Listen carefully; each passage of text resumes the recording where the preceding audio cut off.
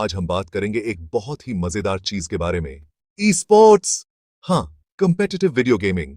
ये एक ऐसा फील्ड है जो दिन ब दिन पॉपुलर होता जा रहा है। ये अब बस कोई हॉबी नहीं रहा, ये तो एक ग्लोबल फिनोमेनन बन गया है। हर कोने में लोग इसे एंजॉय कर रहे हैं और ये एक मैसिव इंडस्ट्री बन चुकी है। लाखों फैंस, बड़े बड़े टूर्नामेंट्स और प्राइज मनी की तो बात ही मत करो। कुछ टूर्नामेंट्स में तो प्राइज मनी मिलियंस में होता है। इमेजिन करो Olympics but for video games. ये इवेंट्स इतने ग्रैंड होते हैं कि इन्हें देखना भी एक एक्सपीरियंस होता है। प्लेयर्स कड़ी ट्रेनिंग करते हैं, स्ट्रैटेजी बनाते हैं और हाईएस्ट लेवल पर कंपीट करते हैं। ये लोग दिन रात प्रैक्टिस करते हैं ताकि वो अपने स्किल्स को और बेहतर बना सकें। हम बात कर रहे हैं डोटा 2, लीग ऑफ लेजेंड्स और काउंटर स्ट्राइक ग्लोबल ऑफेंसिव जैसे गेम्स की। ये गेम्स सिर्फ एंटरटेनमेंट नहीं है, बल्कि ये एक सीरियस कंपटीशन है।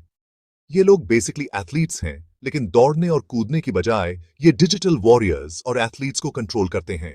इनकी रिफ्लेक्सेस और डिसीजन मेकिंग स्किल्स किसी भी ट्रेडिशनल एथलीट से कम नहीं होती।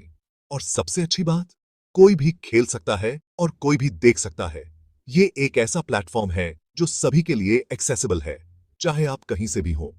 It's all about skill, strategy and team work. ये गेम्स टीम वर्क और कोऑर्डिनेशन को प्रमोट करते हैं और यही इन्हें इतना खास बनाता है। ई स्पोर्ट्स ने एक पूरी नई कल्चर को जन्म दिया है, जहां फैंस और प्लेयर्स एक कम्युनिटी की तरह इंटरैक्ट करते हैं।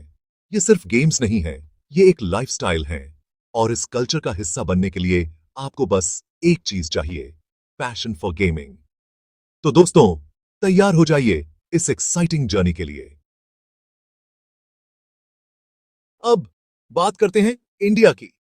हमारे देश को गेमिंग से प्यार है, राइट? बचपन से ही गेम्स हमारे जीवन का हिस्सा रहे हैं। याद है वो दिन जब हम गेमिंग पार्लर्स में कॉन्ट्रा और रोड रैश खेला करते थे? वो दिन कितने मजेदार थे। Well, things have changed my friends. अब गेमिंग का रूप बदल गया है। इंडिया अब दुनिया के fastest growing e sports markets में से एक है। यहाँ के गेमर्स ग्लोबल स्टेज पर अपनी पहचान बना रहे हैं। क्यों? दो शब्द, मोबाइल गेमिंग। ये गेमिंग की दुनिया में एक क्रांति लेकर आया है। सस्ते स्मार्टफोन्स और इंटरनेट के साथ हर कोई अपने फोन पर गेम्स खेल रहा है। ये एक नया ट्रेंड बन गया है। पबजी मोबाइल, फ्री फायर और कॉल ऑफ ड्यूटी जैसे गेम्स बहुत पॉपुलर हो गए हैं। ये गेम्स हर उम्र के लोगों को पसंद आ रहे हैं। इन्हें खेलना इजी है, सुपर एडिक्टिव है और जल्दी से एक गेम खेलने के लिए परफेक्ट हैं। ये गेम्स लोगों के बीच बॉन्डिंग का जरिया भी बन गए हैं। इस मोबाइल गेमिंग बूम ने इंडिया में ई स्पोर्ट्स को जड़ पकड़ने और बढ़ाने का रास्ता बनाया है। अब हमारे पास डेडिकेटेड ई स्पोर्ट्स टीम्स और टूर्नामेंट्स हैं जो ग्लोबल लेवल पर कंपीट कर रहे हैं। इंडियन गेमर्स अब प्रोफेशनल कोचिंग और ट्रेनिंग ले रहे हैं ताकि वे इंटरनेशनल कॉम्पिटिशन्स में जीत हासिल कर सकें। और ये सिर्फ शुरुआत है। आने वाले समय में इंडिया गेमिंग और ई स्पोर्ट्स की दुनिया में एक मेजर प्लेयर बनकर उभरेगा। याद है वो छोटे मोटे गेमिंग टूर्नामेंट्स जो हम पहले ऑर्गेनाइज करते थे? हाँ, वो तो क्यूट थे। लेकिन अब इंडिया में कुछ seriously massive e sports events हो रहे हैं। हम बात कर रहे हैं dream hack, ESL India Premiership और COBX मास्टर्स की। इन टूर्नामेंट्स में पूरे देश से और इंटरनेशनल लेवल के टॉप प्लेयर्स आते हैं। इन्हें लाइव ब्रॉडकास्ट किया जाता है स्ट्रीमिंग प्लेटफॉर्म्स जैसे यूट्यूब और ट्विच पर, और हजारों फैंस इन्हें देखते हैं। और प्राइज मनी, बस इतना समझ लो कि लाइफ बदल देने वाली होती है। हम लाखों और करोड़ों रुपयों की बात कर रहे हैं। This is serious business guys. India में कुछ बहुत ही टैलेंटेड ई स्पोर्ट्स एथलीट्स निकल रहे हैं। ये खिलाड़ी न केवल नेशनल लेवल पर बल्कि इंटरनेशनल लेवल पर भी अपनी पहचान बना रहे हैं। ये लोग ग्लोबल स्टेज पर अपना नाम बना रहे हैं। उनकी जीतें और उपलब्धियां पूरे देश के लिए गर्व का विषय बन गई हैं। एक नाम जो आपको जानना चाहिए वो है मॉर्टल, AKA नामन मथुर। नामन ने पबजी मोबाइल में अपनी स्किल और स्ट्रैटेजी से एक अलग पहचान बनाई है।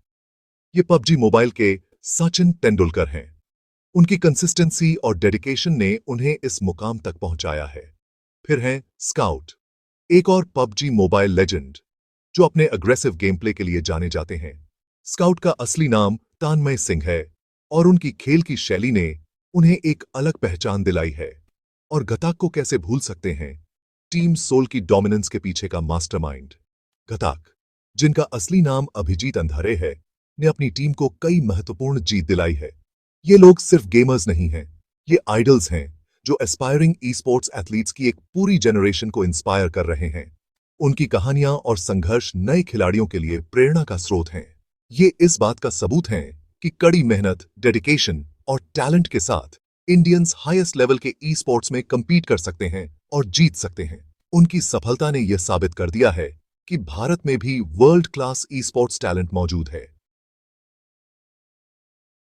Section 5 the money game.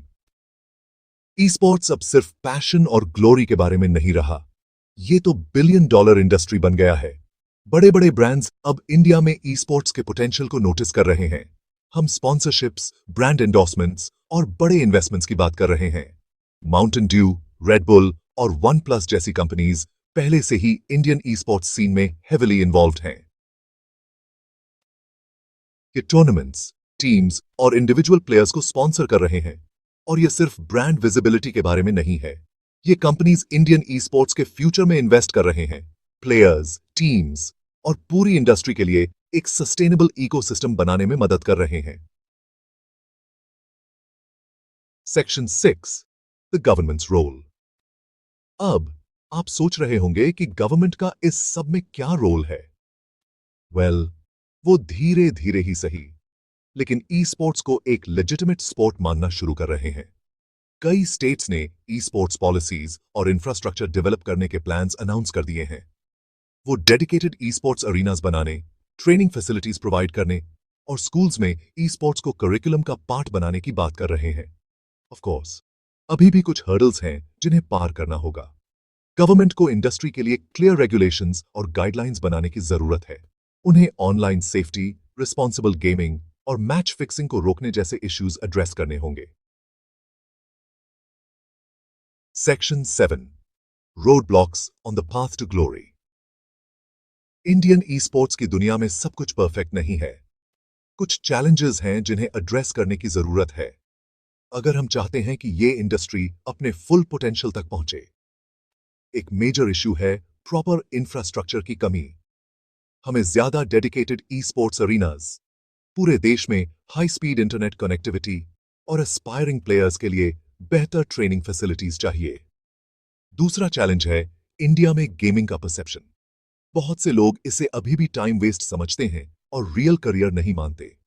हमें यह माइंडसेट बदलने की जरूरत है और उस स्किल, डेडिकेशन और पोटेंशियल को पहचानने की जरूरत है जो ई स्पोर्ट्स ऑफर करता है। Section 8 a bright future ahead. Challenges के बावजूद इंडिया में ई स्पोर्ट्स का फ्यूचर बहुत ब्राइट है। अपनी मैसिव यूथ पॉपुलेशन, बढ़ते इंटरनेट पेनिट्रेशन और पैशनेट गेमिंग कम्युनिटी के साथ इंडिया में global e sports power house बनने का पोटेंशियल है। हमें इसके साइंस दिखाई दे रहे हैं। इंडियन प्लेयर्स इंटरनेशनल स्टेज पर धूम मचा रहे हैं, टूर्नामेंट्स बड़े और बेहतर होते जा रहे हैं और ब्रांड्स इंडस्ट्री में हेविली इन्वेस्ट कर रहे हैं। आने वाले कुछ साल इंडिया में ई स्पोर्ट्स के ग्रोथ के लिए बहुत क्रूशल होने वाले हैं। गवर्नमेंट, प्राइवेट सेक्टर और गेमिंग कम्युनिटी से सही सपोर्ट मिलने पर हम क्या हासिल कर सकते हैं, इसकी कोई लिमिट नहीं है।